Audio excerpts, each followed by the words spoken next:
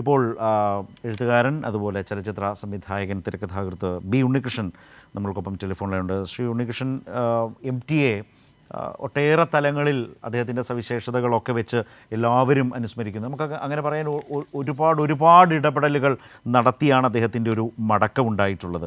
B Unnikrishnan ഏറ്റവും സവിശേഷമായി ഓർത്തെടുക്കുന്നത് അല്ലെങ്കിൽ പറയുന്നത് അദ്ദേഹത്തിൻ്റെ സംഭാവനകളിൽ, അദ്ദേഹത്തിൻ്റെ പ്രത്യേകതയിൽ താങ്കളെ സ്വാധീനിച്ചത് എന്താവും? തീർച്ചയായിട്ടും MTയുടെ പല തലങ്ങളിൽ വ്യാപരിച്ച ഒരു വ്യക്തിത്വത്തെ വിലയിരുത്തുമ്പോൾ ഏതെങ്കിലും ഒരു തലം എടുത്തു കാട്ടുമ്പോൾ തീർച്ചയായിട്ടും അതിന് കൂടുതൽ പ്രാധാന്യം കൊടുക്കുകയായിരിക്കും നമ്മൾ ചെയ്യുന്നത്. അദ്ദേഹം മലയാള സാഹിത്യത്തിലെ എണ്ണം പറഞ്ഞ കഥാകൃത്തുക്കളിൽ ഒരാളാണ്. ഒരുപക്ഷെ ജനകീയത, അതായത് തന്റെ എഴുത്തിനെ ജനങ്ങളിലേക്ക് ഇത്രയധികം വൈകാരികമായി അടുപ്പിച്ച മറ്റൊരു എഴുത്തുകാരൻ നമുക്കുണ്ടോ എന്നുള്ളതിൽ സംശയമുണ്ട്. തീർച്ചയായിട്ടും MTയോളമോ MTയെക്കാളുമോ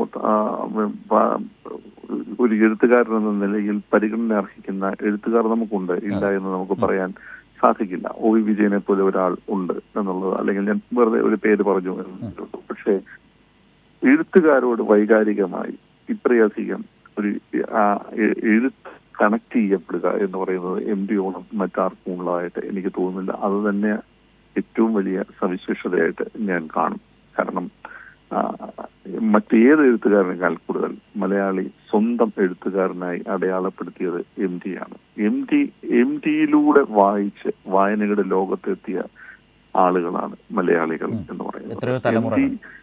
എത്രയോ തലമുറയായി MT നിർമ്മിച്ച ഒരു ഭാവുകത്വത്തിന്റെ ബാക്കി പത്രങ്ങളാണ് ഇപ്പോൾ ഉള്ളതെല്ലാം എന്നുള്ളതിനും യാതൊരു സംശയവുമില്ല. നിങ്ങൾ MTയിലൂടെ കടന്നു വേണം MTക്ക് അപ്പുറം പോകാൻ, അല്ലാതെ നിങ്ങൾക്ക് വേറെ വഴിയില്ല. ഞാൻ ഒരു കാര്യം കൂടി ഒന്ന് ഉണ്ണി, അതായത് ഇപ്പോൾ സിനിമയിലേക്ക് വന്നാൽ താങ്കൾ ഏറ്റവും അധികം ഇപ്പോൾ വ്യാപരിക്കുന്ന സിനിമ എന്ന നിലയിൽ ആ സിനിമയുടെ വാണിജ്യ മൂല്യത്തെ നിലനിർത്തിക്കൊണ്ട് തന്നെ അതിൻ്റെ കലാപരമായ സവിശേഷതകളെയും സാധ്യതകളെയും നിലനിർത്തുന്ന ഒരു MT ശൈലി കണ്ടിട്ടുണ്ട്.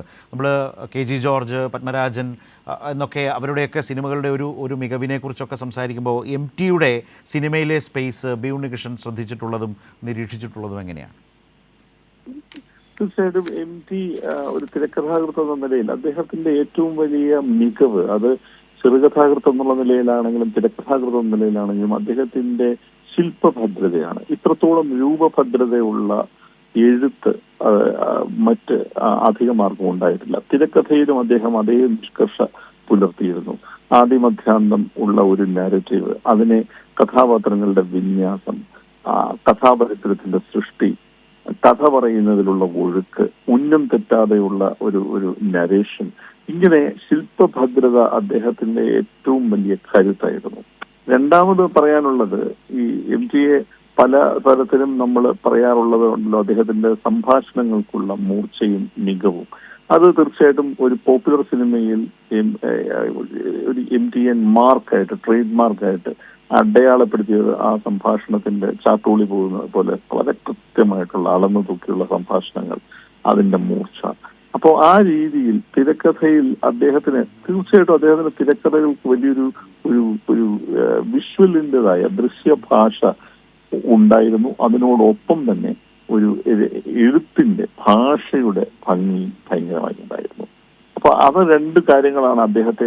മൂന്നാമത്തെ ഒരു സംഗതി, നമുക്കറിയാം അദ്ദേഹം കടന്നു വന്നപ്പോൾ ഒരുപാട് പ്രഗത്ഭരായ എഴുത്തുകാരുണ്ടായിരുന്നു. പക്ഷേ MT സൃഷ്ടിച്ചത് എന്ന് പറഞ്ഞാൽ, ഇന്ന് ഇന്ത്യൻ ഭാഷയിൽ നിങ്ങൾ ഏത് ഭാഷ വേണമെങ്കിലും എടുത്തു നോക്കിക്കോളൂ, മലയാളം, തെലുങ്ക്, അല്ലെങ്കിൽ കന്നഡ, ഹിന്ദി, ഇവിടെയുള്ള സിനിമകളിലൊന്നും എഴുത്തുകാരന്റെ മൂല്യം മലയാള സിനിമയിലെ എഴുത്തുകാരന്റെ മൂല്യത്തിന് പറയുന്നില്ല. എഴുത്തുകാരന്റെ പേര് നോക്കി സിനിമ കാണുക, എഴുത്തുകാരന് വലിയ പ്രതിഫലം കൊടുക്കുക, നിർമ്മാതാവിന് തൊട്ടു മുമ്പ് എഴുത്തുകാരന്റെ ടൈറ്റിൽ പ്രത്യക്ഷപ്പെടുക, ഇന്ത്യൻ സിനിമയിൽ ഒരിടത്തും ഇപ്പോഴും ഇല്ലാതെ. അങ്ങനെ എഴുത്തുകാരൻ അല്ലെങ്കിൽ ഒരു തിരക്കഥാകൃത്ത് എന്നുള്ള ഒരാൾക്ക് വലിയ ഐഡന്റിറ്റി ഉണ്ടാക്കി കൊടുത്തത് MT ആയിരുന്നു. അതിന് മലയാള സിനിമയിലെ മുഴുവൻ എഴുത്തുകാരും MTയോട് കടപ്പെട്ടിരിക്കുന്നു. MT ആണ് മലയാളത്തിലെ തിരക്കഥാകൃത്തിനെ കൃത്യമായ ഐഡന്റിറ്റി ഉള്ള ഒരു സിദ്ധമായിട്ട് നിർവചിച്ചത് എന്നുള്ളതിനകത്ത് ഒരു സംശയവുമില്ല.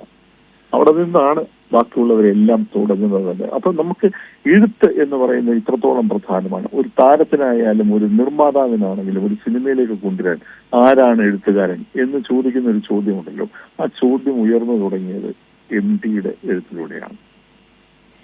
വളരെ നന്ദി ശ്രീ ബി ഉണ്ണികൃഷ്ണൻ, ഈ സാഹചര്യത്തിൽ MT വാസുദേവൻ നായരെ അനുസ്മരിച്ചതിനും.